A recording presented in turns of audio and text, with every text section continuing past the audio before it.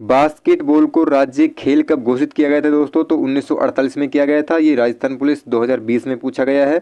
Godown को राज्य पशु यानी पक्षी पक्षी आपसे पूछे तो गोडावन अपना राजस्थान का राज्य पक्षी हो जाएगा। 1981 में इसको राजस्थान का राज्य पक्षी घोषित किया गया था। चिंकारा को वन्यजीव श्रेणी में राज्य पशु कब घोषित किया गया था दोस्तों? तो 1981 में किया गया था। चिंकारा अपना क्या हो जाएगा? राज्य पशु हो जाएगा, वो भी वन्यजीव श्रेणी का। ठीक है, 1981 में इसको घोषित किया गया था। वैज्ञानिक नाम इसका गजेला गजेला हो जाएगा। उपनाम आपसे पूछे तो छोटा हिरण आप बताओगे, एंटीलोप इसको बोलते हैं। और चिंकारा दोस्तों मरु प्रदेश में सर्वाधिक पाया जाता है, यानी कि पश्चिम क्षेत्र में पाया जाता है। चिंकारा आपसे पूछे तो चिंकारा दोस्तों एक वाद्य यंत्र भी है और एक अपना क्या हो जाएगा? पशु भी हो जाएगा। यानी राजस्थान का राज्य पशु चिंकारा है और चिंकारा एक अपना वाद्य यंत्र भी है, ये भी आपको ध्यान रखना है। आपसे पूछे राजस्थान का राज्य खेल कौन सा है? तो बास्केटबॉल है, 1948 आप बताओगे। ठीक है, गोडावन क्या है? राज्य राजस्थान का राज्य पक्षी हो जाएगा। और चिंकारा आपसे पूछे पशुधन श्रेणी का आपसे पूछे तो आप क्या बताओगे? तो पशुधन श्रेणी का दोस्तों अपना ऊंट हो जाएगा। ठीक है, अगर आपसे पूछे राजस्थान का जो राजकीय पशु है वो कौन सा है? पशुधन श्रेणी का, पशुधन का आप ऊंट बताओगे। ऊंट को कब घोषित किया गया था भाई? तो ऊंट आपसे पूछे तो 30 जून आप बताओगे। 30 जून 2014 को दोस्तों ऊंट को अपना पशुधन श्रेणी का राज्य पशु घोषित किया गया था, ये आपको ध्यान रखना है। आगे देखिए, इंपॉर्टेंट क्वेश्चन है सारे के सारे। खिजड़ी को राज्य वृक्ष कब घोषित किया गया था? तो 31 अक्टूबर 1983 को किया गया था। रोहिड़ा को राज्य पुष्प दोस्तों 31 अक्टूबर 1983, दोनों की सेम डेट है, इसको याद कर लेना भाई। ऊंट को पशुधन श्रेणी में राज्य पशु कब घोषित किया गया था? तो 30 जून आपको याद रखना है। 30 जून 2014 को दोस्तों राजस्थान का जो पशुधन श्रेणी का राज्य पशु कौन सा हो जाएगा? तो अपना हो जाएगा ऊंट। ठीक है, और ऊंट दोस्तों राजस्थान में ऊंट लाने का श्रेय किसको है? तो आप बताओगे पाबू जी को है। पाबू जी कौन है भाई? तो पाबू जी दोस्तों अपने राजस्थान के जो लोक देवता है ना, वो अपने पाबू जी हैं, ये भी आपको ध्यान रखना है। पाबू जी, ठीक है।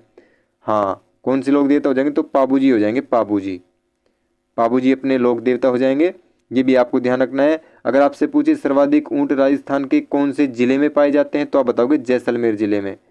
जैसलमेर में दोस्तों सबसे ज़्यादा अपने ऊंट पाए जाते हैं, ये बात भी आपको याद करनी है। क्षेत्रफल की दृष्टि से जैसलमेर राजस्थान का सबसे बड़ा जिला है। और ऊंट या फिर अन्य जानवरों की तुलना में अधिक समय तक बिना पानी पिए कौन रह सकते हैं? तो दोस्तों अपने ऊंट ही रह सकते हैं। आगे देखिए, आपको ये इंपॉर्टेंट क्वेश्चन है दोस्तों, सारे इनको याद करके आपको जाना है एग्जाम में, इससे बाहर कुछ नहीं पूछेगा। एग्जाम में ऐसे ही क्वेश्चन बनते हैं। देखिए, जो सूचना जारी कब की गई थी ऊंट की आपसे पूछे तो सूचना बताओगे 19 सितंबर 2014 को सूचना जारी की गई थी। लेकिन जो अपना पशुधन श्रेणी के अंतर्गत जो ऊंट है उसको कब घोषित किया गया था राज्य पशु? तो आप बताओगे 30 जून 2014 को। लेकिन अधिसूचना कब जारी की गई थी? तो 19 सितंबर को की गई थी, वो भी 2014 को। आगे देखिए दोस्तों, अपन डिस्कस कर लेते हैं। इसके अलावा आपसे पूछे कि भाई राज्य गीत राजस्थान का क्या है? तो केसरिया बालम आवनी पधारो म्हारे देश हो जाएगा। अगर राज्य शास्त्रीय नृत्य अगर आपसे पूछे तो कथक आप बताओगे। कथक आप सभी को पता है, जयपुर का बहुत फेमस है, जयपुर का प्रसिद्ध है। ठीक है भाई, कथक। आगे देखिए, अपन आगे देख लेते हैं दोस्तों, इंपॉर्टेंट है सारे के सारे। राज्य नृत्य आपसे पूछे तो घूमर हो जाएगा। घूमर दोस्तों अपनी कौन करती है? तो महिलाएं करती है। ये भी आपसे एग्जाम में पूछ सकता है कि घूमर नृत्य है भाई, उनको कौन करता है? तो घूमर नृत्य को दोस्तों अपनी महिलाएं करती है, महिला। ठीक है भाई, ये भी आपको याद रखना है। आपसे पूछा गया है राज्य मिठाई क्या है? तो घेवर हो जाएगी। राष्ट्रीय मिठाई आपसे पूछी तो जलेबी आप बताओगे। जलेबी अपनी कैसी मिठाई है? तो राष्ट्रीय मिठाई है पूरी कंट्री की, यानी देश की राष्ट्रीय मिठाई हो जाएगी जलेबी। और राज्य यानी राजस्थान की मिठाई क्या हो जाएगी? घेवर हो जाएगी। राज्य कभी आपसे पूछे राजस्थान का तो सूर्यमल मिश्रण आप बताओगे। राजस्थान का लोक वाद्य आपसे पूछे तो अलगोजा आपको बताना है। लोक वाद्य यंत्र कौन सा है? अलगोजा है। वाद्य यंत्र दोस्तों कितने प्रकार के होते हैं? 4 प्रकार के होते हैं। कौन कौन से? तत्वाद्य यंत्र, अवनद वाद्य यंत्र, घन वाद्य यंत्र और एक होता है सुशिर वाद्य यंत्र। तो अलगोजा दोस्तों अपना सुशिर वाद्य यंत्र हो जाएगा, सुशिर। ठीक है, ये भी आपको ध्यान रखना है भाई। सुशिर वाद्य यंत्र क्यों है? क्योंकि दोस्तों इसको अपन किससे बजाते हैं? तो मुंह के द्वारा फूंक मार के बजाते हैं। तो अलगोजा अपना वाद्य यंत्र हो जाएगा। राजस्थान का राज्य वाद्य यंत्र अलगोजा है, सुशिर वाद्य यंत्र। आगे देखिए, राजस्थान के प्रतीक चिन्ह या फिर वैज्ञानिक नाम के बारे में अपन डिस्कस कर लेते हैं। वैज्ञानिक नाम, गोडावन का वैज्ञानिक नाम क्या है दोस्तों? तो कोरियोटिस नाइग्रिसेप हो जाएगा इसका करेक्ट आंसर। आगे आपके सामने दे रखा है चिंकारा का वैज्ञानिक नाम क्या है? तो गजेला बेनेट्टी इसको बोलते हैं दोस्तों। वैज्ञानिक नाम इसका हो जाएगा चिंकारा का। चिंकारा को और अपन किस नाम से जानते हैं? तो चिंकारा को अपन गजेला गजेला, छोटा हिरण, एंटीलोप, ठीक है, पश्चिम क्षेत्र में ज़्यादा पाया जाता है। और 1981 में इसको क्या घोषित किया गया था? 1981 में दोस्तों वन्य जीव श्रेणी का पशु घोषित किया गया था चिंकारा को। गोडावन अपना पक्षी हो जाएगा। ठीक है, आगे देखिए रोहिड़ा आपसे पूछा है टिकोमेला अंडुलेटा, ये भी आपको ध्यान रखना है। रोहिड़ा अपना क्या है भाई, तो रोहिड़ा आपको देखो, रोहिड़ा अपना राज्य, राजस्थान का राज्य क्या हो जाएगा, राज्य पुष्प हो जाएगा। क्या है राजस्थान का, रोहिड़ा अपना राजस्थान का राज्य पुष्प है, ये आपको ध्यान रखना है। 31 अक्टूबर 1983 को राज्य पुष्प घोषित किया गया था। इसके उपनाम अगर आपसे पूछे तो रेगिस्तान का सागवान इसको बोलते हैं, मरुशोभा बोलते हैं, मारवाड़ का टीका भी इसको कहते हैं। वैज्ञानिक नाम टिकोमेला अंडुलेटा हो जाएगा। सभी को ध्यान रखना है भाई। ठीक है, हाँ आगे देखिए आपसे दोस्तों आगे क्या पूछा गया है, खेजड़ी का वैज्ञानिक नाम। खेजड़ी आप सभी को पता है भाई, खेजड़ी क्या है, राजस्थान का राज्य वृक्ष हो जाएगा। 31 अक्टूबर, ठीक है 31 अक्टूबर आपको ध्यान रखना है, 31 अक्टूबर 1983 राज्य अपना वृक्ष घोषित किया गया था। किसको, खेजड़ी को राज्य वृक्ष घोषित किया गया था। और प्रोसेपिस सेनेरियो इसका दोस्तों वैज्ञानिक नाम आ जाएगा, बिल्कुल करेक्ट आंसर हो जाएगा। इसके उपनाम की बात करें तो रेगिस्तान का कल्पवृक्ष भी इसको बोलते हैं, समी बोलते हैं, जाटी बोलते हैं, लूम। लूम तो दोस्तों इसकी क्या बोलते हैं, लूम इसकी वो होती है ना खेजड़ी की पत्तियां, तो उनको लूम के नाम से जानते हैं। ये भी आपको ध्यान रखना है। ठीक है भाई, बिल्कुल।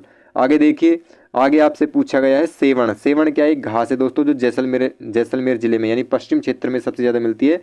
मोस्टली कहाँ पे मिलती है, तो जैसलमेर जिले में अपनी सेवण घास पाई जाती है ज़्यादातर।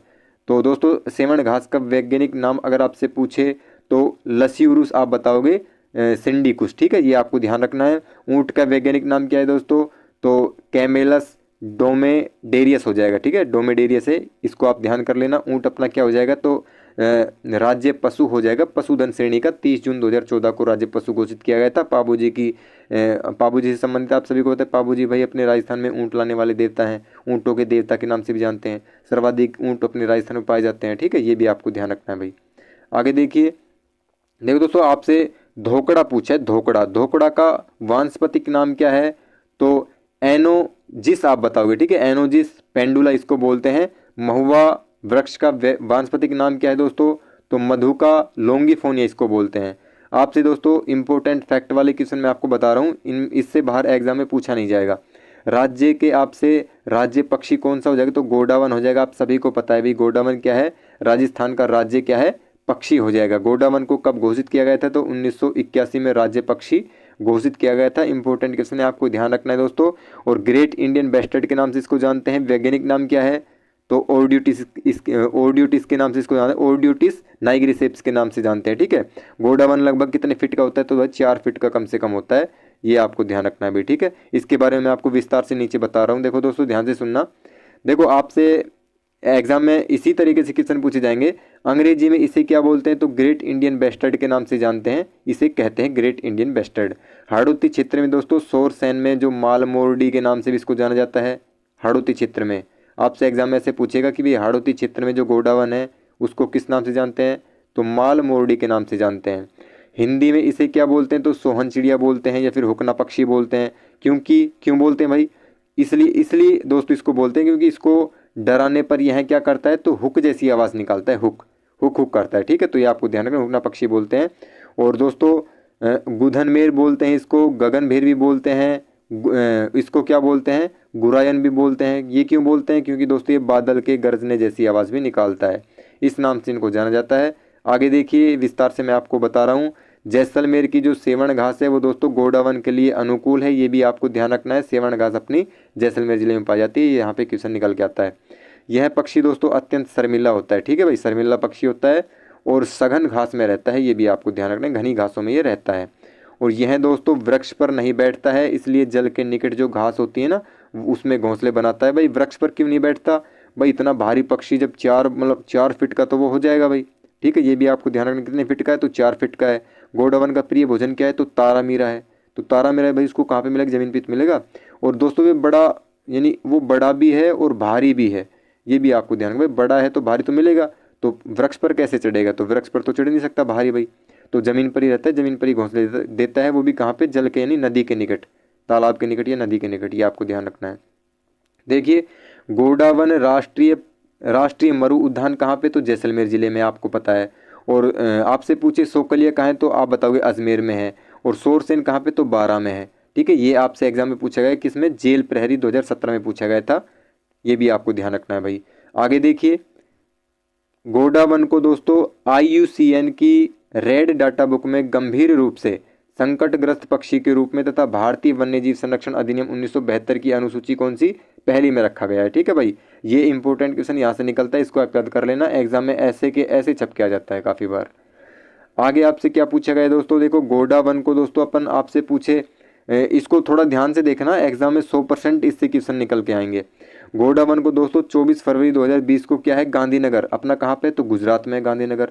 तो गांधीनगर में संयुक्त राष्ट्र द्वारा क्या है आयोजित जो प्रवासी प्रजातियों पर अभी समय था ना, उसके 13वें COP, ठीक है, 13वें COP सम्मेलन में क्या है शुभंकर घोषित किया है। ये भी आपको ध्यान रखना है, मास्कोट घोषित किया है उसको, कब शुभंकर घोषित किया है, कब किया गया था, 2020 में दोस्तों, गुजरात में जो गांधीनगर में अपना संयुक्त राष्ट्र संघ उसका आयोजन हुआ था संयुक्त राष्ट्र का। तो आपको ध्यान रखना है वहाँ पे एक प्रवासी प्रजातियों का क्या है अभी समय के जो 13वां सम्मेलन हुआ था उसमें इसको शुभंकर घोषित किया गया था, ये आपको ध्यान रखना है।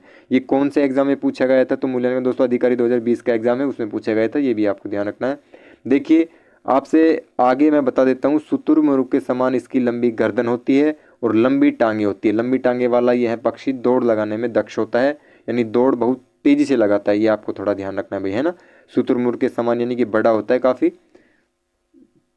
आगे देखिए दोस्तों, आपसे ये इस बात का बिल्कुल ध्यान रखना है आपको कि गोंडा वन के प्रजनन के लिए जोधपुर जो जंतुआली है वो बहुत प्रसिद्ध है। ठीक है, ये आपसे एग्जाम में पूछे तो आप जैसलमेर नहीं बताओगे, आप बताओगे जोधपुर। भाई प्रजनन के लिए यहाँ पे बात हो रही है, प्रजनन के लिए, तो गोंडा वन के प्रजनन के लिए जोधपुर का जंतुआलय वो प्रसिद्ध है। जोधपुर को अपन राजस्थान का मरुस्थल का प्रवेश द्वार बोलते हैं। ठीक है, राजस्थान का प्रवेश द्वार तो वैसे भरतपुर को बोलते हैं, लेकिन मरुस्थल का प्रवेश द्वार बोलते हैं जोधपुर को। और दोस्तों गोंडा वन की शरण स्थली अगर आपसे पूछे तो शरण स्थली तो राष्ट्रीय मरु उद्यान हो जाएगा, जिसको अपन डेजर्ट नेशनल पार्क बोलते हैं। कौन से जिले में है, तो जैसलमेर जिले में है। वो शरण स्थली है, प्रजनन स्थली जोधपुर जंतुआलय है, क्योंकि गोंडा वन पक्षी इसी उद्यान में सर्वाधिक संख्या में पाए जाते हैं, इसलिए दोस्तों इनको क्या बोलते हैं, शरण स्थली इसकी कहा जाता है भाई। ठीक है, आगे देखिए इंपॉर्टेंट क्वेश्चन है दोस्तों सारे के सारे। गोंडा वन पक्षी की विलुप्त यानी जो जाति है वो दोस्तों विलुप्त होती जा रही है, यानी प्रजाति विलुप्त होती जा रही है, और उसके संरक्षण के लिए क्या है कि भारतीय वन्य जीव संस्थान देहरादून के सहयोग से दोस्तों जैसलमेर के सम क्षेत्र में विश्व का पहला क्या है कृत्रिम हैचिंग सेंटर गोंडा वन के अंडों को एक निश्चित तापमान और आर्द्रता वाले कृत्रिम वातावरण में रखा जाता है। ये आपको ध्यान रखना है, विश्व का दोस्तों पहला कृत्रिम हैचिंग सेंटर आपसे पूछे कहाँ पे खोला गया है, तो जैसलमेर में दोस्तों खोला गया है। उसकी स्थापना जैसलमेर में की गई है, किसके सहयोग से की गई है, तो भारतीय वन्य जीव संस्थान देहरादून के सहयोग से। ठीक है, ये क्वेश्चन एग्जाम में पूछे जाते हैं ऐसे। ये खाद्य सुरक्षा अधिनियम 2009 में पूछा गया था, ये भी आपको ध्यान रखना है दोस्तों। आगे देखिए, आपको ये बताना है कि इस विशाल पक्षी को बचाने के लिए राजस्थान सरकार ने, राजस्थान राज्य ने हाल ही में एक प्रोजेक्ट तैयार किया है। तो उस प्रोजेक्ट का नाम क्या है दोस्तों, आपसे पूछे तो आपको बताना है। प्रोजेक्ट का जो विज्ञापन है वो है मेरी उड़ान न रोको। इसके जैसे जो मार्मिक वाक्यांश है इसे संबोधित किया जाता है उसको मेरी उड़ान ना रोको। ये इंपॉर्टेंट क्वेश्चन है यहाँ पे। और राजस्थान में गोंडा वन की संख्या आपसे पूछे भाई कितनी है, तो आप क्या बताओगे, बताओ गोंडा वन की संख्या बताओ क्या है। तो देखो गोंडा वन की संख्या अगर आपसे पूछी तो वर्तमान में पूरे विश्व में दोस्तों गोंडा वन की संख्या केवल कितनी हो जाएगी, 150 ही रह गई है। ठीक है, जिसमें से सर्वाधिक आपसे पूछे तो 120 सर्वाधिक है, राजस्थान में है, और आंध्र प्रदेश में अपने 7 हो जाएंगे, गुजरात में 2 है, यानी 150 के करीब दोस्तों, 150 इसमें टोटल हो जाएंगे पूरे विश्व में गोंडा वन की संख्या आपसे पूछी तो आप बताओगे कितने हो जाएंगे भाई, 150 हो जाएंगे। अपने 17 तो आंध्र प्रदेश में है, MP में, और गुजरात में कितने हैं, 2 हैं। राजस्थान में सबसे ज़्यादा है भाई, सबसे ज़्यादा कहाँ पे है, राजस्थान में है। कौन से ज़िले में, जैसलमेर ज़िले में।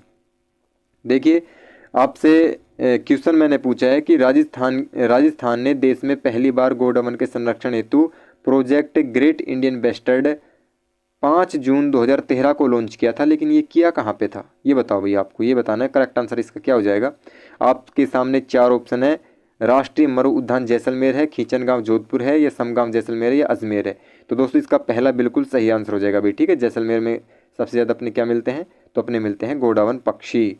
बिल्कुल भाई, देखो आपको ये ध्यान रखना है, राष्ट्रीय मरु उद्यान जैसलमेर है वो इसका बिल्कुल सही आंसर हो जाएगा। प्रोजेक्ट गोंडा वन के तहत दोस्तों GIB जो अपना स्पेसिफिक रिकवरी होता है ना प्रोग्राम, तो उसके अनुसार भारतीय वन्यजीव संस्थान के वन्यजीव संस्थान के जो विशेषज्ञ हैं उनके द्वारा गोंडा वन के प्रजनन एवं संरक्षण हेतु जो GIB है, GIB इसका मतलब क्या है दोस्तों, GIB ब्रीडिंग सेंटर, इसका मतलब होता है प्रजनन केंद्र, ठीक है। उसकी स्थापना कहाँ की जाएगी, तो ये भी आपको ध्यान रखना है कहाँ पे की जाएगी, तो अपनी की जाएगी दोस्तों सोरसिन बारां जिले में, यानी इसका 12 बिल्कुल करेक्ट आंसर हो जाएगा, बी यानी पहला इसका सही आंसर हो जाएगा।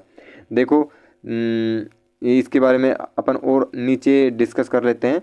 आपसे पूछे कि भाई गोंडावन पक्षी है, ठीक है, गोंडावन पक्षी आपसे पूछे कि भाई वो गोंडावन है वो राजस्थान का राज्य पक्षी कब घोषित किया गया था, तो आप बताओगे 1981 में राज्य पक्षी यानी राज्य पक्षी घोषित किया गया था गोंडावन को, ठीक है। और उसका उपनाम क्या है, तो मालमोडी के नाम से जानते हैं। और दोस्तों उसको क्या बोलते हैं, उसको अपन तुकदार भी बोलते हैं ना, तुकदार काफ़ी जगह मिलता है, तुकदार भी उसको बोलते हैं। काफ़ी जगह आप देखोगे तो आपको तुकदार भी मिलेगा, नाहर भी मिलेगा, सोहन चिड़िया भी मिलेगा। वैज्ञानिक नाम क्या है, तो आर्डियोटिस इसको बोलते हैं, नाइग्रिसेप्स के नाम से जानते हैं। भाई आपको मैंने ये भी बता दिया गोंडावन की कितनी ऊंचाई होती है, तो 4 फीट का होता है वो, ठीक है। कितने फीट का होता है, तो 4 फीट का होता है, ये आपको ध्यान रखना है। और गोंडावन के संरक्षण के लिए दोस्तों राजस्थान सरकार द्वारा जो ऑपरेशन बस्टर्ड है वो भी चलाया गया था, इसके बारे में मैं ऊपर डिस्कस कर चुका हूँ, ये आपको थोड़ा ध्यान रखना है दोस्तों, ठीक है। आपसे कथक पूछे तो कथक दोस्तों राजस्थान का शास्त्रीय नृत्य हो जाएगा। और कथक द्वारा कथक आपसे पूछे तो भरत मुनि के जो अपना नाट्य शास्त्र है उसमें मिलता है, आप सभी को पता है। तो इंपॉर्टेंट क्वेश्चन थे वो मैंने आपको करा दी दोस्तों, जो भी क्वेश्चन उनसे निकलेंगे तो आप इस क्लास को विस्तार से देख लेना, बहुत अच्छे क्वेश्चन थे, मैंने बहुत